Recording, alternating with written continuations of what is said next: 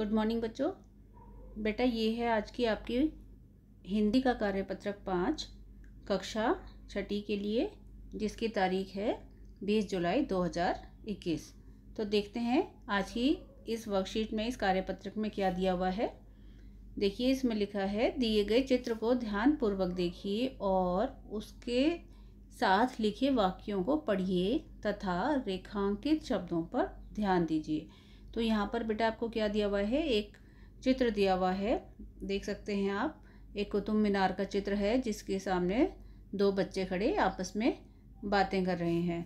तो अब आपको वाक्य क्या दिए हुए हैं ये भी देख लेते हैं।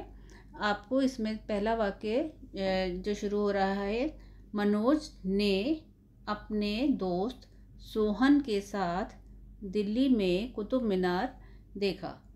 उसकी बनावट व ऊंचाई देखकर दोनों दंग रह गए। वहाँ उन्होंने आइसक्रीम खाई और चॉकलेट खरीदी। अब देखिए आपको क्या दिया हुआ है कि ऊपर के वाक्यों में कुछ शब्द ऐसे हैं जो रेखांकित किए गए हैं, यानी कि अंडरलाइन किए गए हैं, जैसे मनोज, सोहन। ये दो शब्द ऐसे हैं जो कि किसी व्यक्ति के नाम हैं। जो दो बच्चे नज़र आ रहे हैं उनके नाम दिए हुए हैं, ये मनोज और सोहन। और आपको बताया है कि दिल्ली में कुतुब मीनार है ना। तो दिल्ली जगह का नाम हो गया, ऐसे ही कुतुब मीनार भी एक चीज़ का नाम हो गया ना, जगह का नाम हो गया, है ना। उसकी बनावट और ऊंचाई जो है वो भावों के नाम कहे जाते हैं। आइसक्रीम, चॉकलेट ये वस्तुओं के नाम हैं।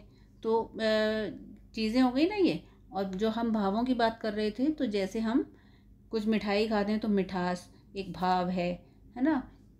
आप बच्चे हो तो बचपन एक भाव है, ठीक है। इसी प्रकार ये चीज़ें भाव कहलाती हैं।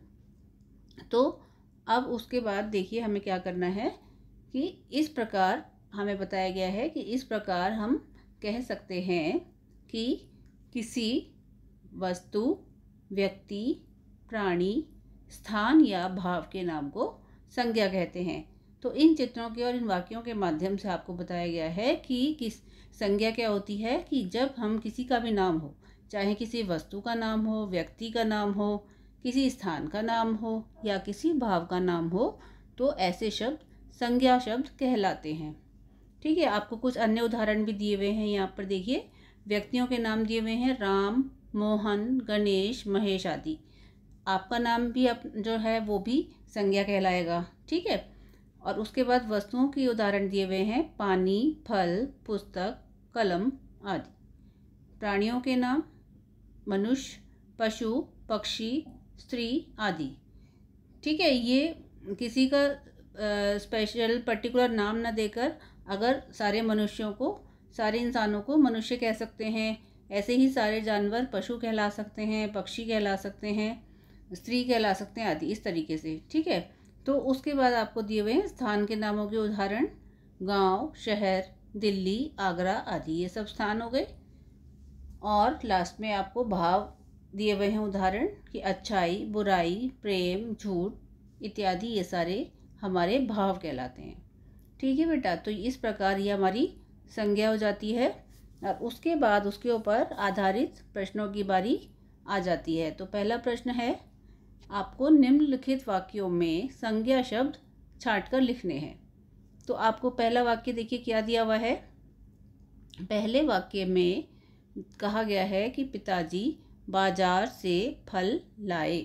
तो अब इसमें संज्ञा शब्द क्या होगा, आपको बताया था नाम संज्ञा होती हैं, तो पिताजी जो शब्द है वो संज्ञा होगा, बाजार संज्ञा होगा और फल भी संज्ञा शब्द होगा। उसके बाद दूसरा वाक्य आपका है, भारत का ध्वज बहुत प्यारा है। इसमें क्या क्या चीज़ें आ गई नाम जो दर्शाती हैं, भारत, ध्वज और प्यारा शब्द, तीन शब्द इसमें आ गए, ठीक है। भारत, ध्वज और प्यारा। उसके बाद तीसरे वाक्य की तरफ आ जाते हैं, कुतुब मीनार दिल्ली में स्थित है। तो अभी आपको ऊपर भी बताया कि कुतुब मीनार संज्ञा शब्द हो गया, ऐसे ही दिल्ली भी संज्ञा शब्द हो गया। और ये अगला वाक्य है जयपुर सुंदर शहर है। तो इसमें जयपुर नाम हो गया और शहर जो है वो संज्ञा शब्द हो गया। ठीक है जी। और अंतिम वाक्य आपका मेरा विद्यालय सबसे अच्छा है। तो इसमें आपका विद्यालय शब्द जो है वो स्थान हो गया। तो विद्यालय स्थान के नाम के होने के कारण आपका संज्ञा शब्द कहलाएगा। ठीक है जी। इस प्रकार आप समझे कि संज्ञा क्या होती है। उसके बाद आगे चलते हैं अगले प्रश्न की ओर। तो अगले प्रश्न में क्या दिया हुआ है कि दी गई वर्ग पहेली में से आपको संज्ञा शब्द चुनकर लिखने हैं। ठीक है। वर्ग पहेली कहाँ पर है, ये रही। तो यहाँ पर आपको इस वर्ग में कुछ आपको अक्षर नज़र आ रहे होंगे। तो आपको क्या करना क्या है कि इसमें आपको नाम ढूंढने हैं ऐसे जैसे अभी हमने ऊपर समझे जो संज्ञा शब्द कहलाएं। ठीक है जी। तो देखते हैं क्या क्या दिया हुआ है, उदाहरण देख लेते हैं आपको समझाने के लिए। देखो जैसे ये सूर्य नाम हो गया, ये यहाँ पर आप लिख देंगे संज्ञा के लिए। उसके बाद प्रेम नाम हो गया। ठीक है। अमृत नाम हो गया। और उसके बाद ऐसे ही जयपुर नाम हो गया। अच्छाई जो है वो भाववाचक संज्ञा हो गई। रामायण पुस्तक का नाम हो गया। गणेश व्यक्ति का नाम हो गया। शहर स्थान का नाम हो गया। तो इस तरीके से आप और भी इसमें अभी शब्द ढूंढ सकते हैं और जितने आपको शब्द मिलेंगे वो आप यहाँ पर दिए गए स्थान पर लिख सकते हैं। ठीक है बच्चों। तो ये थी आपकी आज की वर्कशीट। तो इस तरीके से आप इसको पूरा करके भेज सकते हैं। आज के लिए इतना ही।